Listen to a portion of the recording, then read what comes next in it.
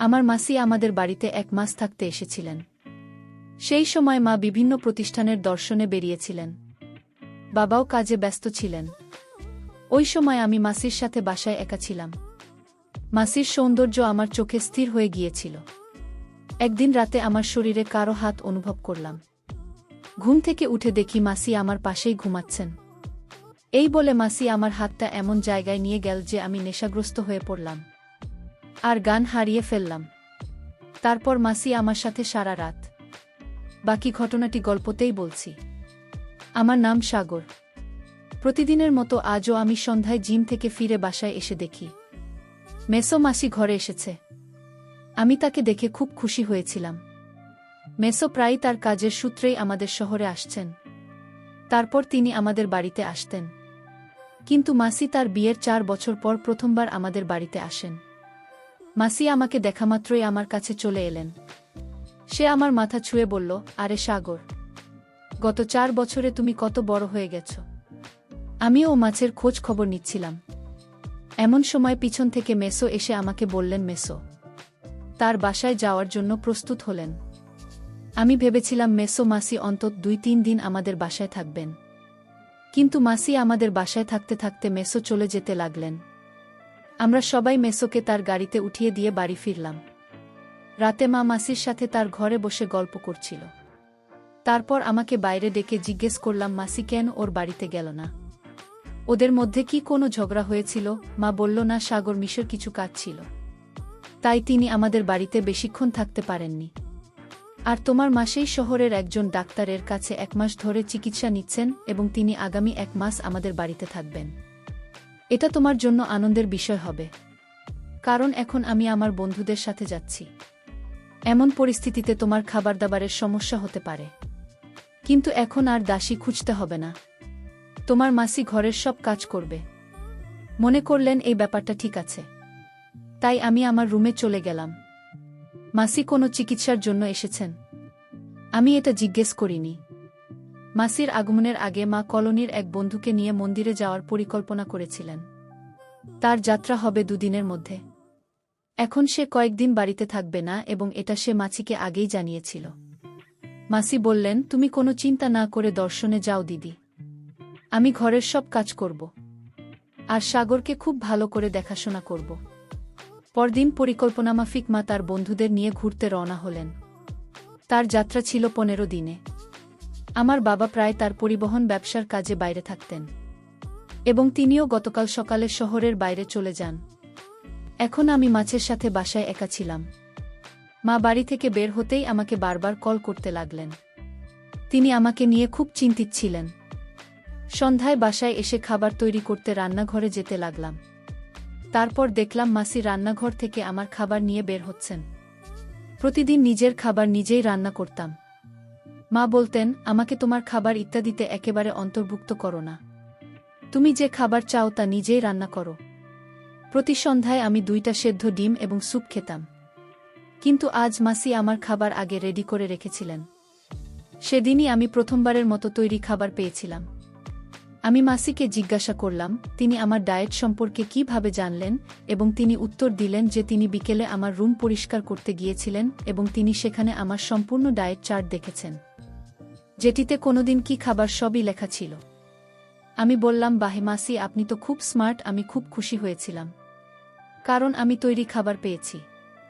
আমি মাসির প্রশংসা করলে তিনি হাসলেন। পরের 2 দিন এভাবেই কেটে গেল। প্রতিদিন আমার ব্যায়ামের চার্টও পড়ার সময় মাসি আমার জন্য সময়মতো খাবার তৈরি করতেন এবং আমি ঠিক সময়ে সবকিছু পেতাম। 2 দিন পর মায়ের কলেজ। আমি মাকে বললাম, মা, এখন বারবার ফোন করেও না। গত 3 দিনে তোমার কাছ থেকে 10টা ফোন এসেছে। তুমি আমাকে নিয়ে চিন্তা করা বন্ধ করো। মাসি আমাকে আমার ডায়েট থেকে খাবার সবই ঠিক সময়ে দিচ্ছেন। এখন তুমি আমাকে বারবার কল করবে না। আমায় নিয়ে চিন্তা করার জন্য মাসি আছে। সেদিনের পর থেকে মা আমাকে কল করা বন্ধ করে দেন। কখনো কখনো তিনি 1টি বা 2টি মেসেজ পাঠাতেন। সেই রাতে মাসি আমার রুমে এলেন। তিনি বললেন, আজ ঘুমাতে পারছি না। মাসি আমার সাথে কথা বলতে লাগল। কথা বলতে বলতে আমি মাসিকে জিজ্ঞেস করলাম, তোমার কি চিকিৎসা চলছে? এ বিষয়ে মাসি বলেন, মা হওয়ার বিষয়ে আমি তাকে আর কোনো প্রশ্ন করিনি। তারপর হঠাৎ বিদ্যুতের মতো একটা বিকট শব্দে মাসি ভয় পেয়ে গেলেন। ভয় পেয়ে মাসি আমার কাছাকাছি আসতে লাগলেন। আমি একটু লজ্জা পেলাম, কারণ মাসির বয়স কম।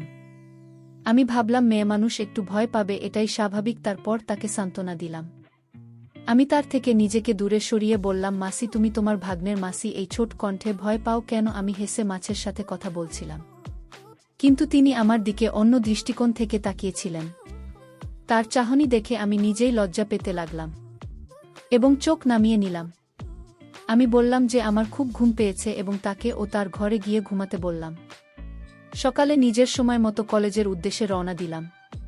মাসি বিকেলে তার চিকিৎসার জন্য যেতেন। সেই রাতে আমি যখন আমার রুমের লাইট অফ করতে যাচ্ছিলাম, তখনই দরজায় জোরে জোরে টোকা পড়ল। দরজা খুলতেই মাসির সামনে আতঙ্কিত হয়ে আমার রুমে ছুটে এল। মাসি আমাকে দেখামাত্র ভয় পেয়ে শক্ত করে জড়িয়ে ধরলেন। এখন তো বজ্রপাতের শব্দ ছিল না, তাহলে তার ভয় পাওয়ার কি ছিল?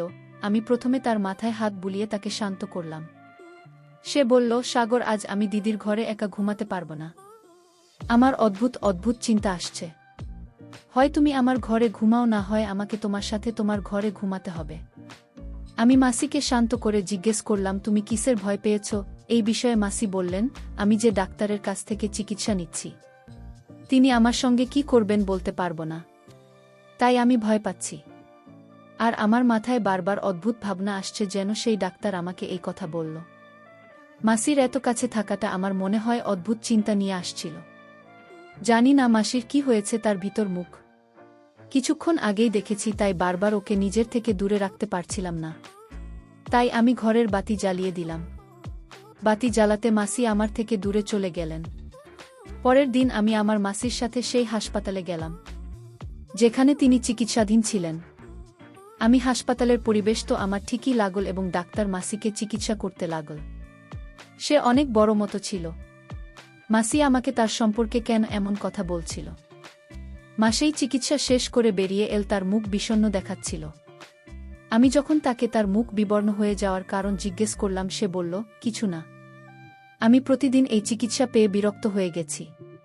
মাসির বিষণ্ণ মুখ দেখে তাকে বললাম, চিকিৎসার কথা বাদ দিন, আজ আমি তোমাকে আমার সাথে সিনেমা দেখতে নিয়ে যাব।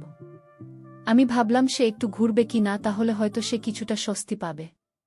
কারণ গ্রামে সিনেমা হল কোনো জিনিস ছিল না এবং মেসো মাসিকে খুব একটা বেড়াতেও নিয়ে যেতেন না।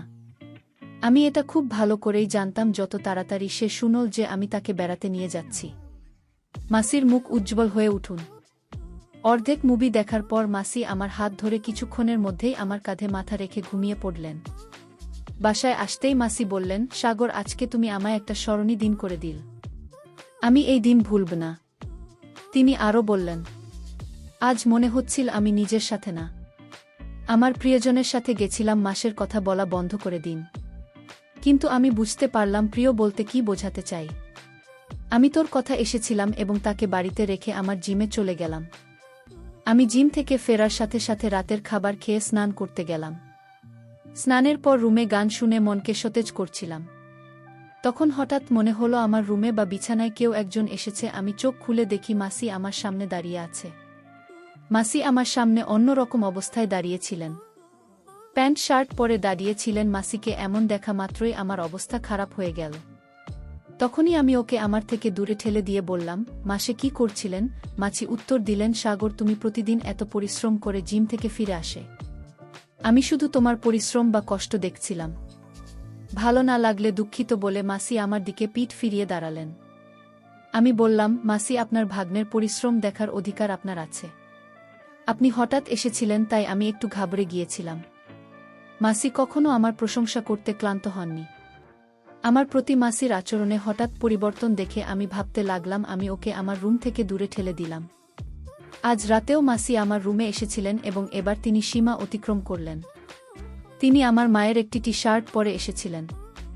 আমি তাকে জিজ্ঞাসা করলাম, আপনি কোথায় যাওয়ার প্রস্তুতি নিচ্ছেন? এই বলে মাসি বলল, সাগর, তোমাকে কি সব শিখিয়ে দিতে হবে? যাই হোক, কয়েকদিনের জন্য আমার শ্বশুরবাড়ি যেতে হবে। সেখানে আমাকে বাড়িতে পড়তে দেওয়া হবে না। এখন যদি আমার ইচ্ছেগুলো পূরণ না করেই কবে করব? এই কথা বলতে বলতে মাসি আমায় জিজ্ঞেস করলেন, সাগর, তুমি আমাকে কেমন পছন্দ করো? আমি বললাম, তুমি খুব সুন্দর। আমি যখন তাকে বললাম সে কত সুন্দর, সাথে সাথে আমার দিকে এগিয়ে এসে বসল। মানুষের আচার আচরণ এখন আমার কাছে একটু অদ্ভুত লাগতে শুরু করেছে। আমি যখন ওকে ওর রুমে ঘুমাতে বললাম, তখন মাসি বললেন, আমি একা ঘুমাতে অভ্যস্ত নই। একা ঘুমাতে ভয় লাগে এই বলে সে আমার রুমে শুয়ে পড়ল। যখন তাকে মাছি আমার ঘরে ঘুমাতে শুরু করেছে তারপর থেকে রাতে ঠিকমতো ঘুমোতে পারিনি। সেই রাতেও মাসে ঘুমের মধ্যে ঘোরাতে লাগলেন মাসির। এমন কাণ্ড দেখে সারা রাত মেঝেতে ঘুমাতে পারিনি। এভাবে আর কতদিন চলবে কিছুই বুঝে উঠতে পারছিলাম না। এখন আমার মনে হতে লাগল যে মাছির যত তাড়াতাড়ি সম্ভব তার বাড়িতে ফিরে যাওয়াই উচিত। কারণ দিন দিন তার দৃষ্টি আমার দিকে সংকীর্ণ হয়ে যাচ্ছিল। পরের দিন দুপুর 12টায় ঘুম থেকে উঠে রেডি হয়ে ঘর থেকে বেরিয়ে দেখি বাবা বাইরে। আমাকে দেখামাত্রই বাবা বললেন, সাগর উঠেছে করতে এত সময় লাগল কিভাবে? আমি বাবার কাছে মাসির অভিযোগ করিনি। আমি তাকে মিথ্যা বলেছিলাম যে আমি রাতে সিনেমা দেখেছি তাই দেরি করে ঘুমিয়েছিলাম। বাবা বলল, ঠিক আছে, ও খাবার খেয়ে বিশ্রাম নিতে চলে গেল। বাবা বাড়িতে এলে কিছুটা স্বস্তি পেলাম বা বিশ্রাম নিতে রুমে চলে গেলেন। ঠিক তখনই মাসি আমাকে খাবার টেবিলে খেতে বসিয়ে দিলেন। সে আমাকে এভাবে খাবার পরিবেশন করছিল যেন সে আমার নতুন বউ। কোনো রকমে মাথা নিচু করে খাবার খেলাম। সেই রাতে আমি ভালো ঘুমিয়েছিলাম। কারণ বাবা বাড়িতে ছিলেন বলে মাসি আমার রুমে আসেনি। রাতে বাবা আমার রুমে শুয়েছিলেন। পরের দিন বাবা নাস্তা করে চলে যাওয়ার সময় বাবা বললেন, আমি 4 দিন পর বাড়ি ফিরব। মানে বাবা বাড়িতে এসেছেন মাত্র একদিনের জন্য। বাবা, তুমি 4 দিন বাড়িতে থাকবে না? এ কথা শুনে মাসির মুখের ভাব বদলে গেল। সে হঠাৎ অদ্ভুত চোখে আমার দিকে তাকাতে শুরু করল। বাবা চলে যাবার সাথে সাথে আমি আমার রুমে গেলাম জিনিসপত্র সংগ্রহ করতে, সবকিছু জোগাড় করে। যখন হলে এলাম তখন আমার পরনে ছিল একটি মাত্র জুতা। ঠিক তখনই মাসির চিৎকারের আওয়াজ শোনা গেল। তার চিৎকার শুনে আমি দৌড়ে সেখানে যাই। সাগর, তাড়াতাড়ি ভিতরে, সে আমাকে বাঁচাও। মাছি বারবার এই কথা বলছিল। তার চিকিৎসা এখনো কয়েকদিন বাকি ছিল, তাই তার কিছু হতে পারে এই ভয়ে আমি খুব ঘাবড়ে গিয়েছিলাম। তারপর সোজা বাথরুমে ঢুকলাম। যে আমি বাথরুমে গেলাম সেখানে আমি গরম জলের বাষ্প দেখিনি, গিজার লিক হতে দেখিনি। সেখানে আমি এমন কিছু দেখেছি যা আমার দেখা উচিত হয়নি। মাসিকে আমি এমন অবস্থায় দেখলাম যে অবস্থায় তাকে দেখা আমার উচিত ছিল না। আমাকে এখান থেকে যেতে দাও। আমি তাকে বললেও মাসি আমাকে ছাড়তে রাজি ছিলেন না। তখন আমি বললাম, এখন আমাকে ছেড়ে না গেলে আমি মাকে ফোন করে সব খুলে বলবো। আমি মায়ের নাম নেওয়ার সাথে সাথে মাসি আমার থেকে মুখ ফিরিয়ে নিয়ে বলতে লাগলেন, সাগর প্লিজ, দিদিকে কিছু বলবে না। এবং সে আমাকে মিনতি করতে লাগল।